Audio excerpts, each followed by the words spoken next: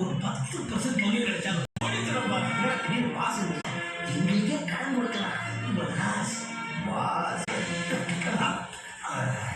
என் பாட்டிகளா பப்பாட்டி pass